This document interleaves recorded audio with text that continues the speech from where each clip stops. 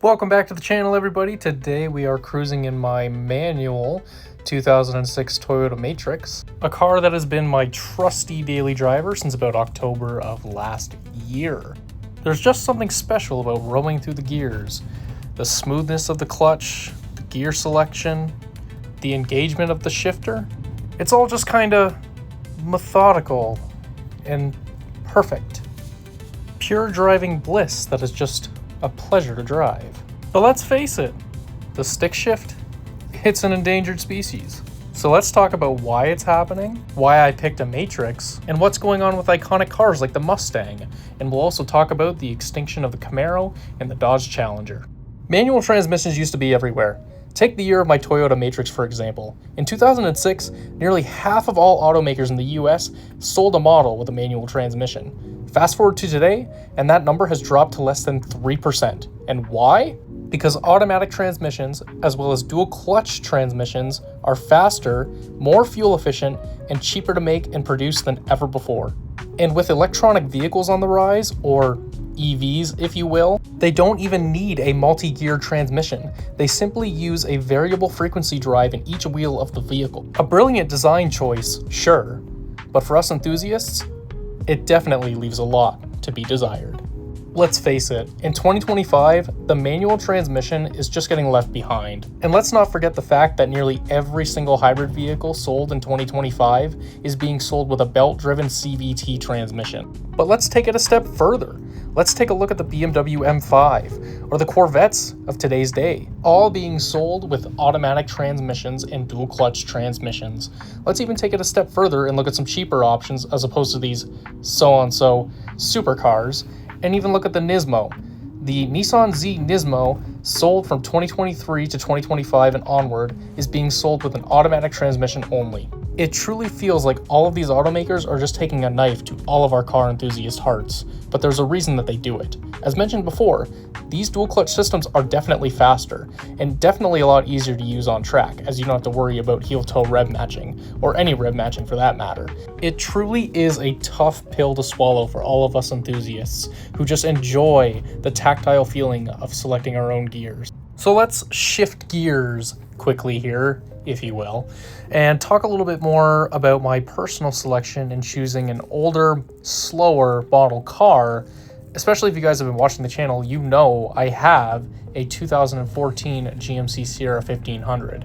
Well, I wanted a reliable daily driver to keep the miles off of my truck, as I have a half-hour commute to and from work every day throughout the week, as well as driving into town even on the weekends to hit the gym and hang out with friends and such. And I've always been a Toyota fanboy simply for their reliability. My very first car was a 2001 Toyota Camry, and the comfort was just unbeatable in that thing. It drove like a boat.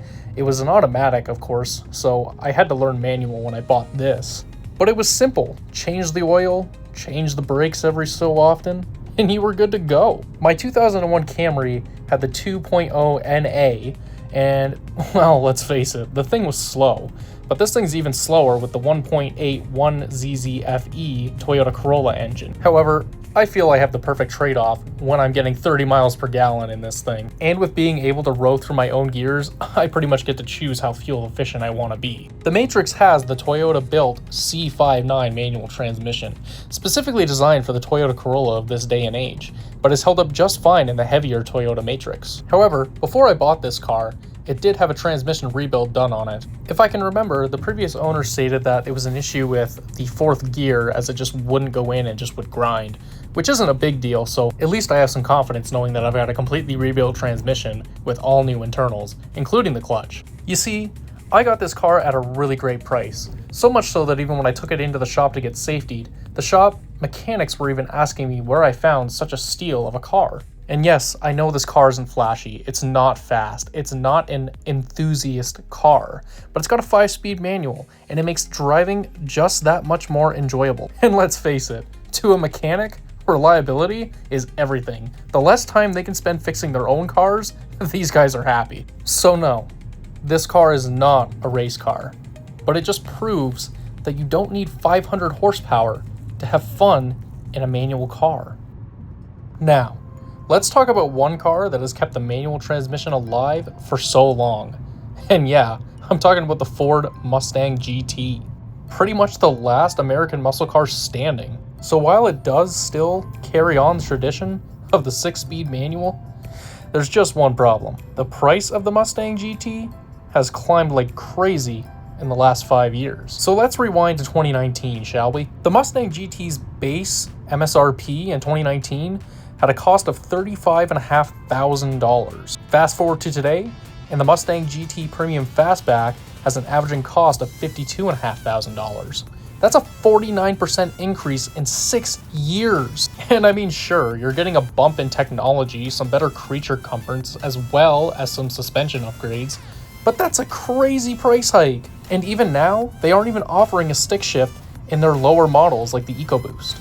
And in my own personal belief, with the lack of competition from Chevy as well as Dodge, I think Ford's capitalizing on it and upping the price of the Mustang for that very reason. Let's not forget either that before 2023, when Chevrolet discontinued the Camaro, they offered a manual stick shift in every single model that was sold.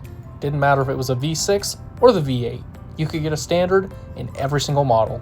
And although Chevrolet has been pretty quiet on the return of any Camaro anytime soon, there's been rumors and teases from Dodge saying that they may return to a gas-powered Challenger and Charger. And although this may bring back competition and possibly make the market a little bit more competitive price-wise, let's not forget why they're gone in the first place, with the high popularity of SUVs, as SUVs make up the highest number of sales in North America, and it's beginning to creep over into the UK as well. And don't even get me started back up on the electric vehicle conversation. I think we're all kind of sick of that as car enthusiasts. Manual transmissions are all about connection, control, and just pure fun. Sure, automatics are faster, and EVs are supposedly the future, but there's still a place for the stick shift, especially for the purists like us. So, what do you think? Are manuals geared to make a comeback? Or are they destined for the history books? Drop your thoughts in the comments below, and let me know if you still drive a manual. Tell me about it.